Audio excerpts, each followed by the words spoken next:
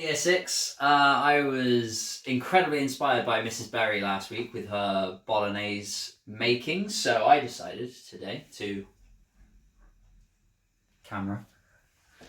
try and make this a lemon drizzle cake, one of my favourite cakes. Let's get started. Here are the ingredients you need. 225 grams of self-raising flour, 2 lemons, 4 eggs. I've done it again. Caster sugar. You need the caster sugar for the drizzle. The recipe says 85 grams for the drizzle. And you need 225 grams of sugar to actually put into your cake. The recipe says unsalted butter. And in terms of equipment, you'll need some scales to weigh out. Possibly a measuring jug.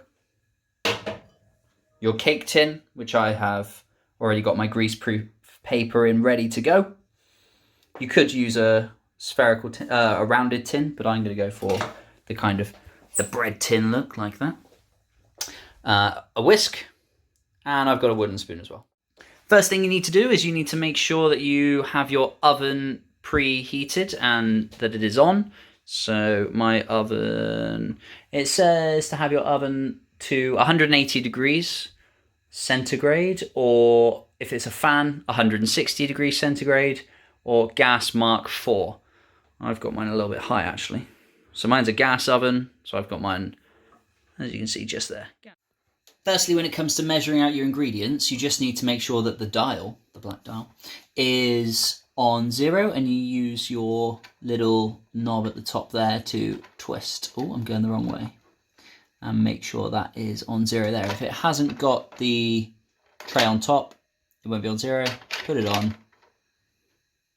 Firstly, I'm going to measure out my caster sugar. Each little interval, each little dash on the top row is worth 25 grams. It has the weighting of 25 grams. And I need 225 grams. So it goes up in 200s, as you can see, 200, 400, 600. So I need 200 and one of those little dashes, so 225. And here we go. So I'm pouring it gradually, I'm not pouring lots in all at once, and you'll notice the scales are starting to go up quite quick. I'm just going to stop and come round just before 200, right? Mm-hmm. And then if I keep going, I'm just giving it a little shake to get it out. A little bit more, assistant. Yeah, that's good. Laughing in the background. There we go. Measure out my ingredients that I have here. On the recipe that I posted on Twitter as well, which you can see, it says I need 225 grams of unsalted butter. I'm going to do that last though, because it will make the bowl all sticky and get all of the flour and the sugar stuck. So first I would do your dry ingredients. So you need 225 grams of of caster sugar, and you need 225 grams of self-raising flour. Other brands of flour are available. Doesn't have to be Tesco. Perfect.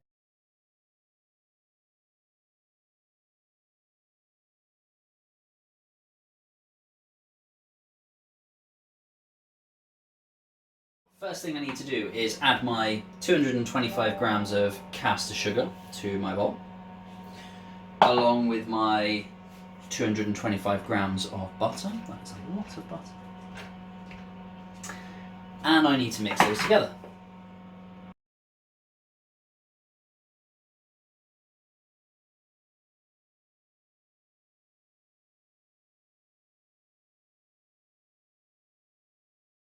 You've got that creamy consistency in your bowl. You need to add 4 eggs, one at a time, not all at once. So I'm going to use my Mr. Dunn mug, and I'm going to just crack it on the side.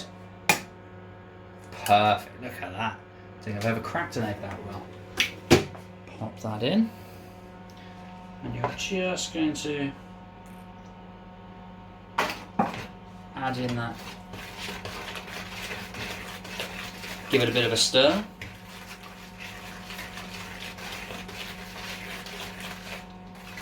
And I'm going to do that for each egg. Now keep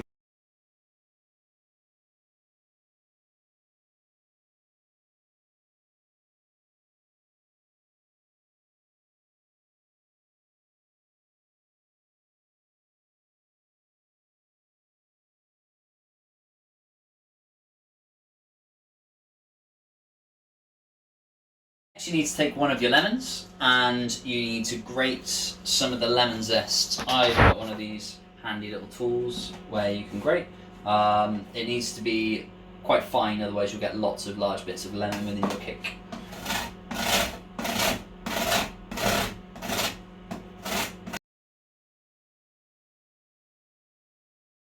Once you've got your finely grated lemon and your consistency, you would need to try and make sure this doesn't really have any lumps in it. I got a couple in there. I'm doing this due to time.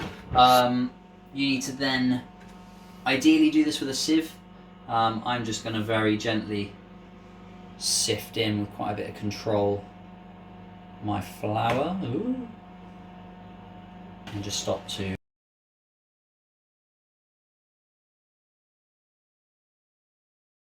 all your flour into the bowl. It might make sense to then switch to the whisk.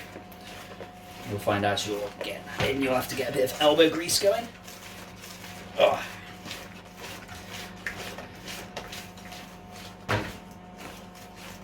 And now I'm going to add my lemon zest.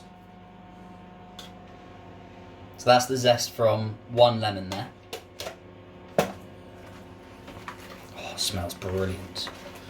My assistant is not a fan of lemon cakes, so this will be all for me. Over many days, of course, not all at once.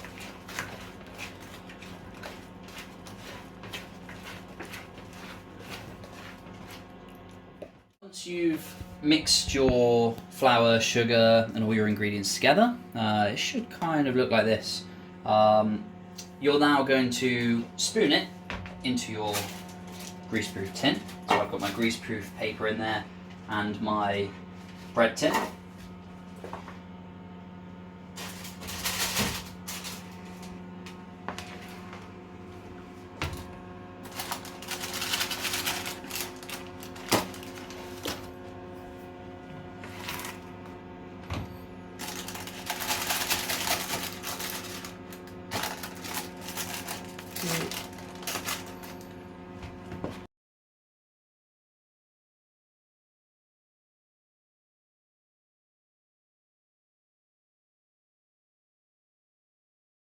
Once you have your cake, I've made a bit of a mess on the greaseproof. Once you have your cake and you've kind of patted it down with a spoon, it's then ready to go in the oven for 45 minutes. Cake's in the oven. What I'm going to do now is just give this a little bit of a tidy up. You can do the same at home, and then you can put your feet up for 45 minutes. In about 55 minutes, so a little bit more than what it said on the recipe. Let's have a look. Oh, smells beautiful.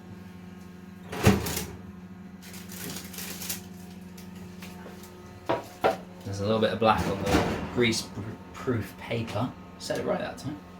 And what you want to do to test this cooked is you want to get a knife, a fork, or a skewer. You want to be able to put it through the cake and have nothing come out on it. There we go.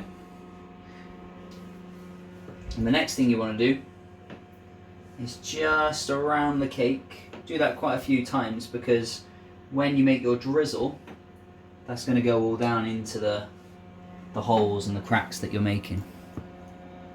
Perfect. Right, safety. Make sure you've got your oven off because your cake's out now. And whilst your cake is cooling, we're going to make the drizzle. So firstly, you need 85 grams of caster sugar, which I've already weighed out. And then you need 1.5 lemons. And what you're going to do with these is squeeze the juice in with your caster sugar. You might have a juicer at home, which would make it a lot easier than squeezing. You need to use all those muscles you've got in your arms.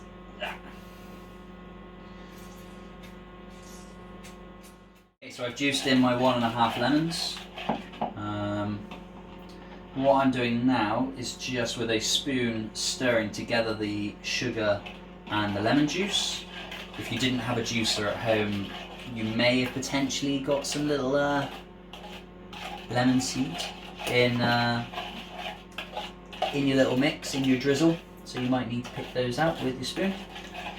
And then once you have Once you're happy with the consistency, you then come back to your cake, and you can either pour it like this, or you can get your spoon, like I'm going to do, and kind of drizzle it over like that. And the idea is when this cools, or as the cake is cooling, the drizzle will seep in through all the cracks that you've got in your cake, and it will form that nice little glaze that you're supposed to have on top of the lemon drizzle once it has finally cooled. And the last thing to do is leave it to cool. Now for the moment of truth. Oh. Should I try that again? No. I'll get it. There we go. Oh. Cheers, kids.